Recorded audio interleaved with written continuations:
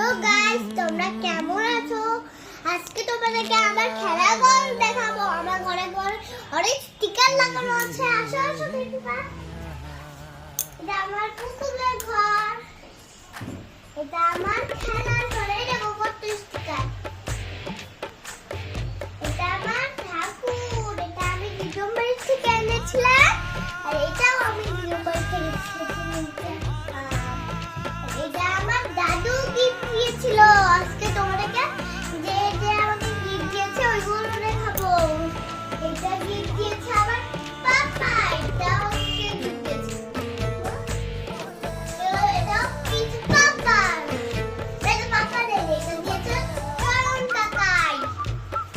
তারপরে এগুলো আমি লাগিয়েছি, এগুলো স্টিকারের মতো কিন্তু ছবি। এই জগটা আমি ডিসকাউন্টে পেয়েছি। সব দেখানো হয়েছে। Tata, bye bye.